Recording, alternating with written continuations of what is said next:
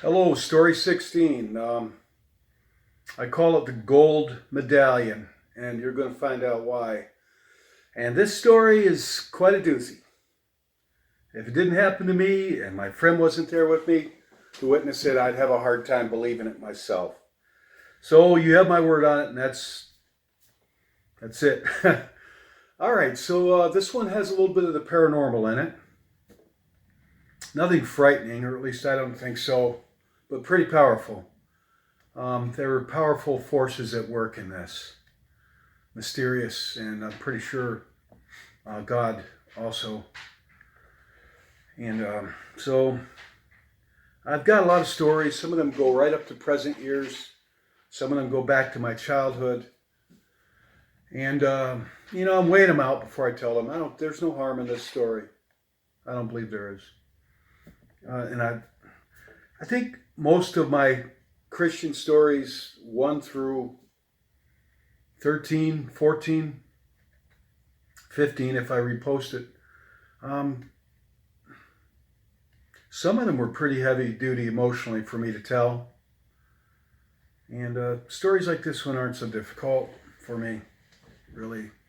All right, I'll get on with it. So in this story, I was like 13, 14 years old. And I lived in upstate New York in a rural small town, like I do still.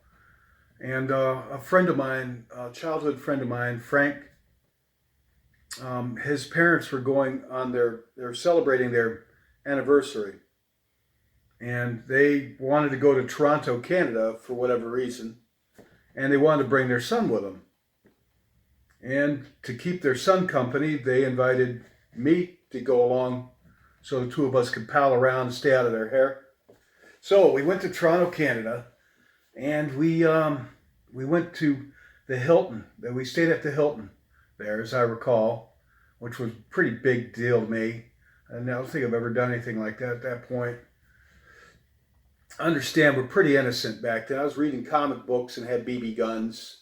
14 back then for me, probably a totally different scene than 14 today, and I'm not even going to speculate. But just me and my buddy palling around and his parents celebrating their anniversary. So we went to the Hilton in Toronto, and they put my friend and me up in our own room, and they went down the hall somewhere. They had their room. So for reasons I wouldn't understand back then at that age. So I remember his father, it was Saturday, and his father gave me $100 bill and told me to have fun. And that's a lot of money. And back then it was a lot of money. So that stuck out in my mind. I remember him for that. So Frank and me, we struck out just to whatever. They weren't even, they trusted us. It's so crime free back then compared to today. They just, go out and have fun. The whole city's yours. Here's $100. 14 years old. So we went to the Asian part of Toronto then, called Chinatown, the Asian section, and it was packed. It was a sunny day out, around about midday. And I remember we're walking through the city, and it was just jam-packed with people, most of them Asians. Doing whatever they're doing. The sidewalk was full of people. The road was full of people. And here's where this story starts. Up ahead of me on the sidewalk, I saw a pile of gold. Bright, shiny, glittery gold. Right in the middle of the sidewalk. And the sidewalk was packed with people. And they just walked over it, walked around it. They didn't see it. They didn't see it. They didn't see it. And it was a pile of gold about this big. Gold, shining. So I saw it, and I walked up to it. I looked around. I had a heavy coat on, I recall. I just kind of ducked down real quick, scooped it up, looked at it briefly, and stuffed it in my pocket and kept walking, right? And my friend saw it, and I said, yeah, it's mine, I'm the one that saw it, so he didn't disagree with me. We got up the sidewalk a little ways. I took it out of my pocket and I looked at it, and this is what I had. A heavy gold chain with links of gold that were large links, about as links about as big as a jelly bean, and really thick gold. And if I was to hang the chain around my neck, the medallion would probably be right about here. So it was a pretty long chain. And the medallion itself was about as big as a large chicken egg oval. And it was all gold, really fancy. And in the center of it, it had jade stone. And in the middle of the jade stone, about as big as a chicken egg, polished, smooth, and set into the medallion, the backing was inlaid into the jade stone, was a golden Buddha. I don't know what he was, but I say Buddha man. I don't know. I'm not going to get into that religion, but it was just the one where they're sitting like this, cross-legged usually. So they have like four arms, and inlaid into the jade stone that was set into a giant, large gold backing, all hung on a very heavy gold chain. And I looked at it, and even at that age, I thought, this is real gold. It was heavy, like lead, and I knew that gold was supposed to be heavy, not like I'd ever handled any of it. But it was kind of a soft, like lead kind of quality to it, but very bright gold.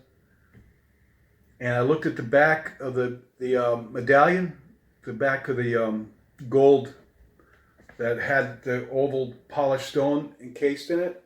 And there was no writing, no numbers, no markings of any sort. So I thought, wow, this is quite a find. And my friend agreed. But being kids, I just put it in my pocket. And I recall what we did. We went to the matinee, the movie theater, which actually was right across the street from where I stopped and looked at this thing. It gave it a quick appraisal.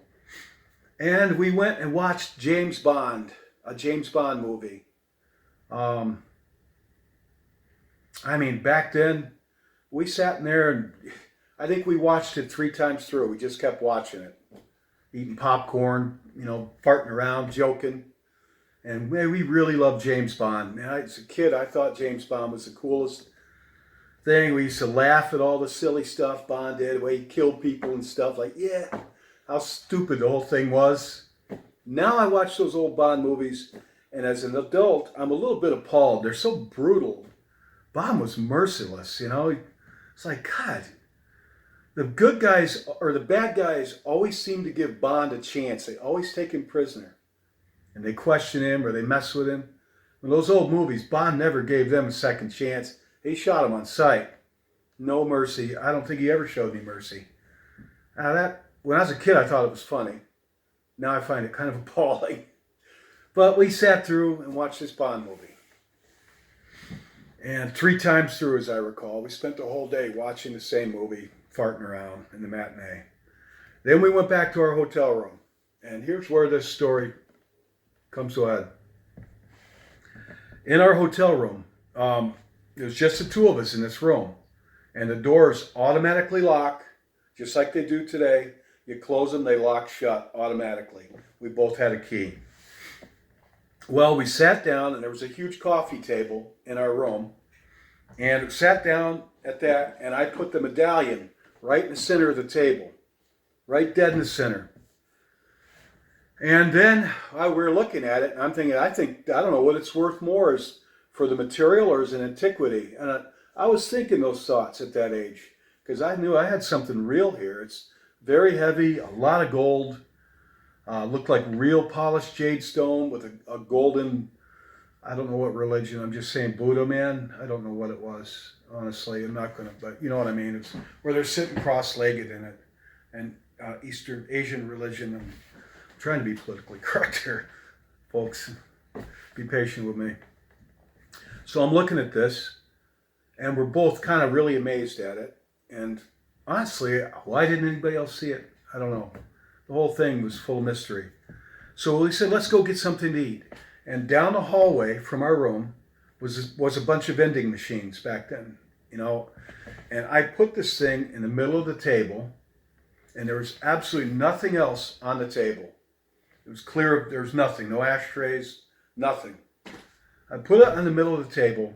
He and I both got up together, left the room, the door locked behind us. We just went right down the hallway. We could see the door anyway. You know, got some junk food out of the vending machines, soda pop, and came back into the room. At the same time, we both came into the room at the same time. This is important, you know, I just want to establish the facts here. And where I put that gold medallion and chain in the center of the table was no longer a gold medallion and chain. It was a pile, it looked, I say sand, it looked like salt, honestly. A big pile of salt, probably about as big as both my fists, but it was the way it was there in the center of the table. I want you to imagine, if you can, taking a giant piece of ice, putting it on a hard surface, and then taking a hammer and then smacking it real hard, the ice, and the way it would spray out.